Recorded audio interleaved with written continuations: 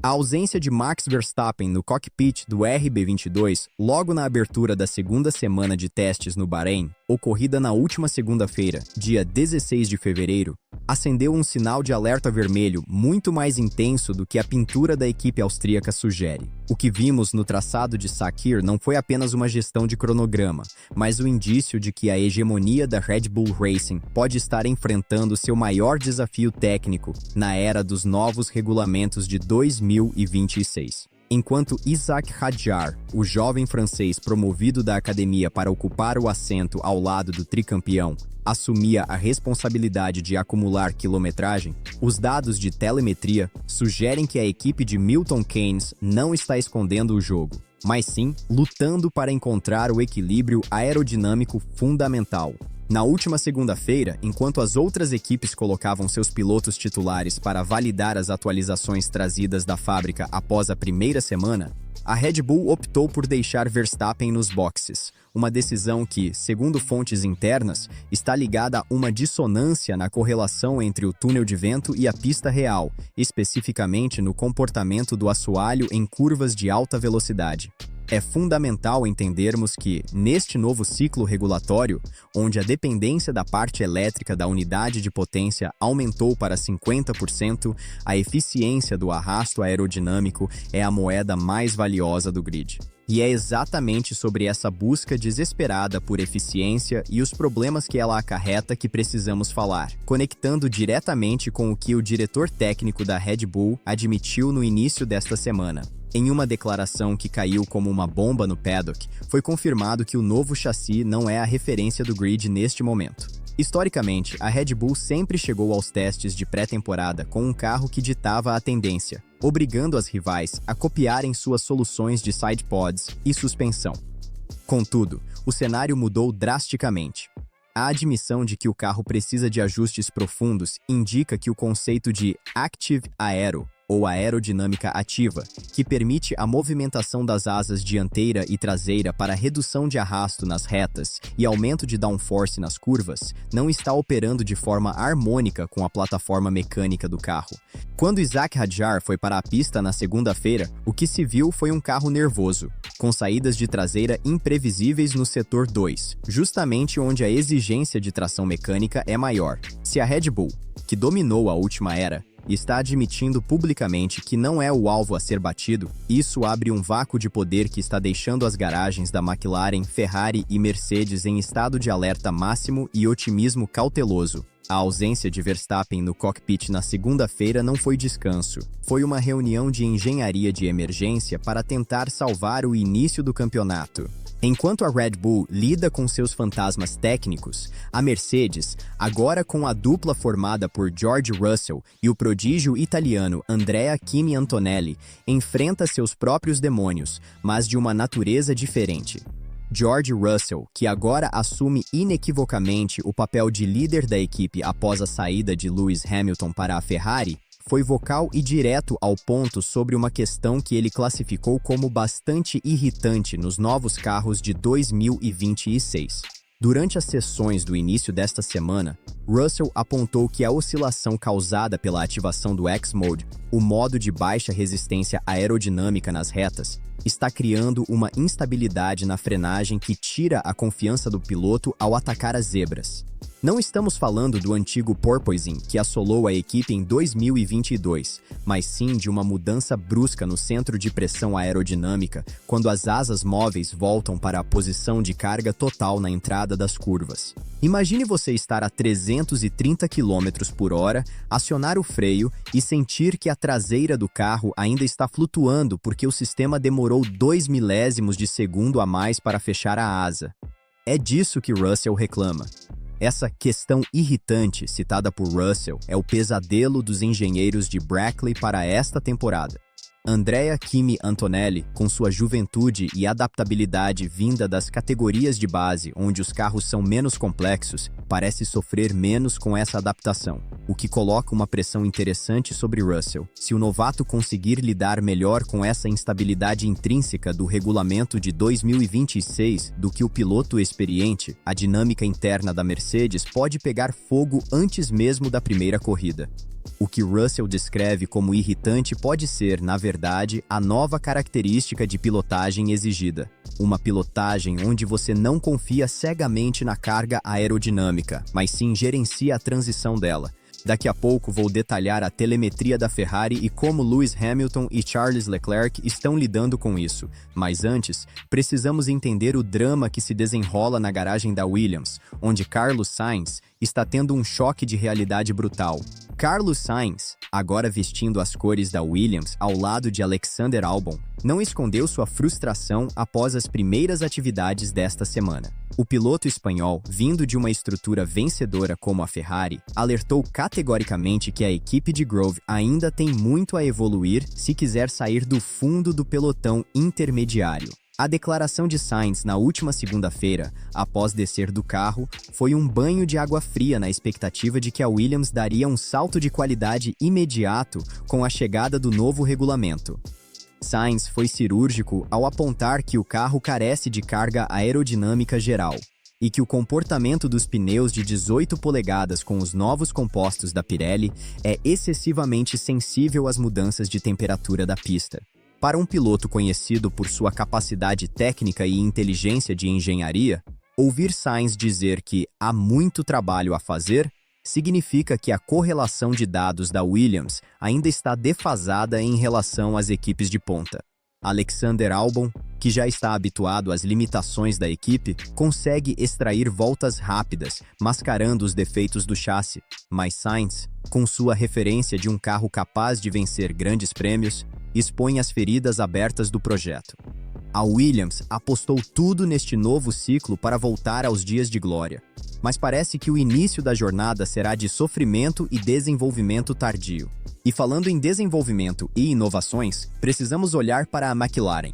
A equipe de Woking, que manteve sua dupla explosiva com Lando Norris e Oscar Piastri, parece ser a única que realmente interpretou as áreas cinzentas do regulamento de forma criativa.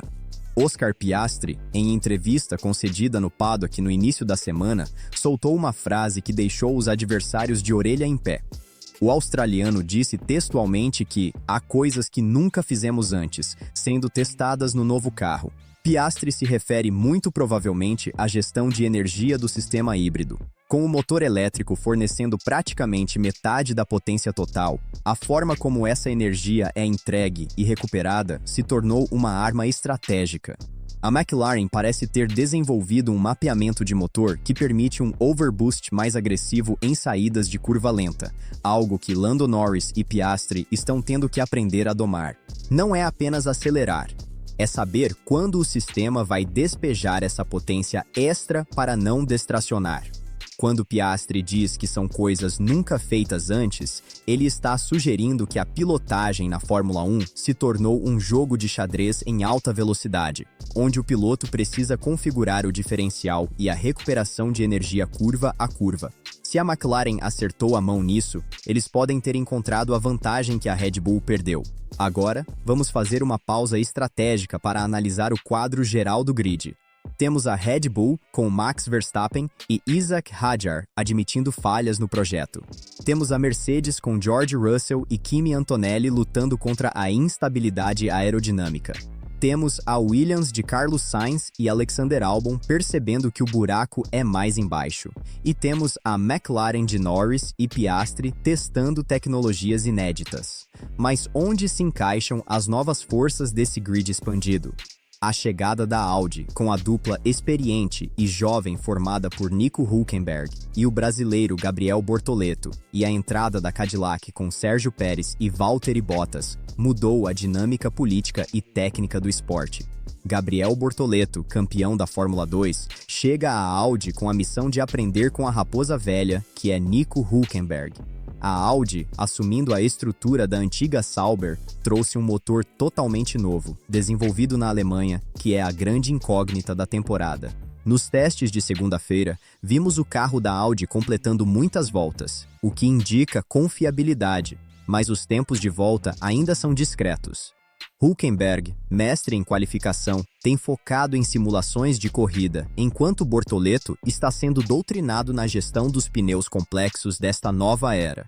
Por outro lado, a Cadillac, montando sua operação americana com a experiência de Valtteri Bottas e o financiamento e agressividade de Sérgio Pérez, tenta não ser a lanterna. A presença de Pérez, dispensado da Red Bull para dar lugar a Hadjar, traz um sentimento de vingança para o mexicano. Ele quer provar que ainda tem lenha para queimar, e a parceria com a General Motors pode ser o trunfo a longo prazo. Mas a curto prazo, o que vimos em Sakir foi um carro robusto, porém pesado. Bottas, com sua tranquilidade finlandesa, é o contraponto ideal para o desenvolvimento, mas a Cadillac sofreu com superaquecimento na unidade de potência nas sessões da tarde de segunda-feira, limitando a quilometragem. É o preço que se paga por ser uma novata em um grid tão competitivo. Voltando ao topo da tabela, é impossível ignorar a Ferrari. A escuderia, agora com o Dream Team, formado por Charles Leclerc e Lewis Hamilton, tem se mantido silenciosa, o que é assustador para os rivais. Enquanto Russell reclama e a Red Bull admite falhas, a Ferrari tem cumprido seu cronograma de testes com uma precisão suíça. Hamilton, vestindo o macacão vermelho, parece rejuvenescido, e a troca de informações entre ele e Leclerc tem sido fluida, segundo relatos de dentro do box. O carro da Ferrari parece ser o mais estável nas frenagens, justamente o ponto fraco da Mercedes. Se a Ferrari conseguiu resolver a equação da aerodinâmica ativa sem gerar instabilidade, Hamilton pode ter feito a manobra de carreira mais brilhante da história, saindo da Mercedes no momento exato em que a equipe alemã se perdeu no conceito e chegando a Maranello quando o carro está pronto para vencer. Leclerc, por sua vez, sabe que precisa superar Hamilton para consolidar seu status de predestinado. A batalha interna na Ferrari não será apenas na pista, mas na engenharia, em quem consegue direcionar o desenvolvimento do carro ao longo das 24 etapas do calendário. Vamos aprofundar na questão técnica levantada pelo diretor da Red Bull. Quando ele diz que o RB22 não é a referência e busca ajustes, ele está falando especificamente sobre a interação entre o difusor traseiro e a asa traseira móvel. No regulamento de 2026, a asa traseira tem 3 elementos ativos. Quando o piloto aciona o modo de baixa resistência, o fluxo de ar se descola de uma maneira que altera drasticamente o equilíbrio do carro. A Red Bull, famosa por seus carros com alto rake, a traseira mais alta que a dianteira, teve que abandonar essa filosofia porque o novo regulamento exige carros que andem o mais próximo possível do solo, mas sem o efeito solo extremo de 2022. O problema que Isack Hadjar enfrentou e que manteve Verstappen na garagem analisando dados é que, ao fechar a asa para frear, o fluxo de ar não está se reconectando rápido o suficiente, deixando o carro sem pressão aerodinâmica traseira no momento crucial da entrada de curva. Isso gera um superaquecimento dos pneus traseiros, pois o piloto precisa corrigir a trajetória no volante, deslizando o carro. E pneu superaquecido na Fórmula 1 é sinônimo de derrota. Essa falha conceitual da Red Bull abre uma janela de oportunidade gigantesca para a Aston Martin. Com Fernando Alonso, o eterno asturiano, e Lance Stroll, a equipe de Silverstone tem investido pesado em sua nova fábrica e no túnel de vento próprio. Alonso, sempre mestre em ler corridas e adaptar-se a carros difíceis, tem elogiado a tração do novo Aston Martin. Se a Red Bull vacilar no início da temporada, Alonso é o piloto mais capacitado para capitalizar esses pontos. A Aston Martin adotou uma filosofia de sidepods muito similar à da McLaren, buscando canalizar o ar sujo das rodas dianteiras para longe do assoalho. Lance Stroll, que precisa mostrar serviço para justificar seu lugar contra tantos talentos no mercado, teve um desempenho sólido na segunda-feira, andando muito próximo dos tempos de Alonso, o que sugere que o carro é dócil e fácil de pilotar, uma característica vital para campeonatos longos. Outro ponto que merece destaque na fala de Oscar Piastri sobre coisas que nunca fizemos antes é a possibilidade de a McLaren estar utilizando suspensão ativa controlada indiretamente. O regulamento proíbe suspensão ativa eletrônica direta, mas existem brechas mecânicas para controlar a altura do carro em relação ao solo, dependendo da carga aerodinâmica. Se a McLaren descobriu como baixar o carro nas retas mecanicamente, sem infringir as regras, eles ganham quilômetros por hora de velocidade final sem sacrificar o downforce nas curvas. Isso explicaria o otimismo cauteloso de Piastri e o silêncio de Lando Norris, que geralmente é mais crítico quando o carro não está bom. A coisa nova pode ser a chave para o campeonato de construtores. Na Alpine, a situação é de reconstrução com Pierre Gasly e o argentino Franco Colapinto. Colapinto, que garantiu sua vaga após impressionar nas categorias de base e em testes privados, traz o apoio massivo dos fãs sul-americanos e um talento bruto que a Alpine precisa. A equipe francesa, no entanto, sofre com a falta de potência do seu motor Renault, que historicamente tem um déficit de cavalos em relação a Ferrari, Mercedes e Honda, agora Ford Red Bull. Gasly tem carregado a equipe nas costas, mas a chegada de Colapinto adiciona uma pressão nova. O argentino é agressivo e não tem nada a perder. Nos testes de segunda-feira, Colapinto foi visto diversas vezes no limite da pista, buscando entender onde está a aderência. A Alpine precisa pontuar regularmente para não ser engolida pela Haas, que tem Esteban Ocon e o jovem britânico Oliver Bearman. A Haas, com sua estreita colaboração técnica com a Ferrari, pode surpreender. Bearman, vindo da academia da Ferrari, já mostrou que tem velocidade, e Ocon, saindo da Alpine com sangue nos olhos, quer provar que é um líder de equipe. A batalha do meio do pelotão entre Alpine, Haas e Racing Bulls promete ser sangrenta. Falando em Racing Bulls, a equipe satélite da Red Bull, agora com Arvid Lindblad e Liam Lawson, serve como um laboratório de testes para a equipe principal, mas também como um vestibular cruel.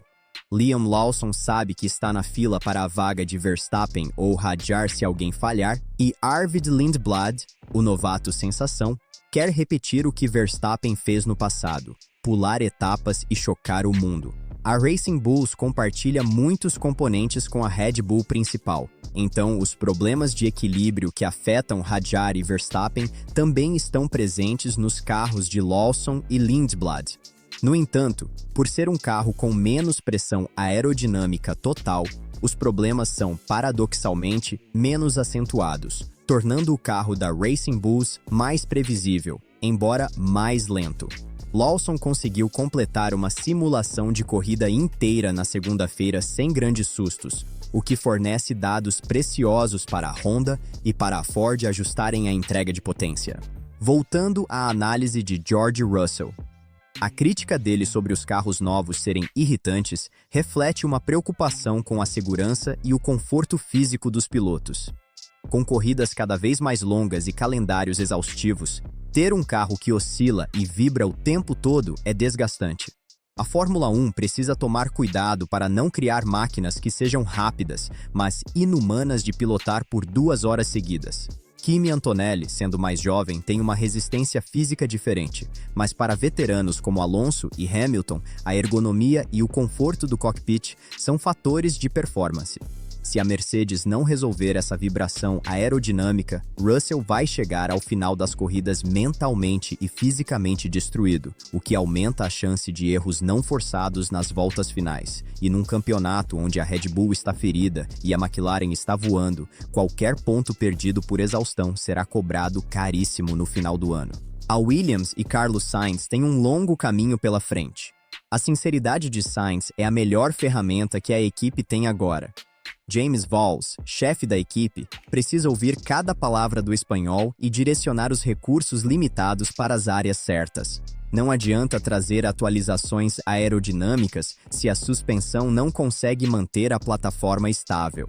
Albon já se acostumou a pilotar contornando os problemas, mas Sainz exige perfeição. Esse choque cultural pode ser o catalisador que a Williams precisava para sair da inércia, ou pode ser o início de uma relação conflituosa se os resultados não aparecerem. A evolução que Sainz pede precisa acontecer antes da temporada europeia, ou o ano de 2026 será descartado como um ano de aprendizado, o que seria um desperdício do talento de Sainz e Albon. Para encerrar nossa análise técnica de hoje, precisamos ficar de olho na próxima atualização que a Red Bull prometeu para o final desta semana de testes. Se eles conseguirem corrigir o fluxo de ar no difusor, Verstappen volta a ser o favorito instantâneo. Mas se o problema for estrutural no chassi, como alguns rumores indicam, podemos ter um dos campeonatos mais abertos das últimas décadas. A Fórmula 1 vive de ciclos, e o ciclo da Red Bull parece estar, se não no fim, pelo menos em uma pausa dramática. A ausência de Max na pista na segunda-feira foi o primeiro capítulo de uma novela que vamos acompanhar corrida a corrida. McLaren com suas inovações secretas, Ferrari com sua dupla de ouro e Mercedes tentando domar seu carro arisco compõem o cenário perfeito para uma temporada histórica. E não podemos esquecer de Gabriel Bortoleto na Audi e Franco Colapinto na Alpine, representando a nova geração que não tem medo de cara feia. O grid de 2026 está recheado de narrativas, rivalidades e tecnologia de ponta. Acompanharemos cada detalhe, cada volta e cada atualização trazida pelas equipes.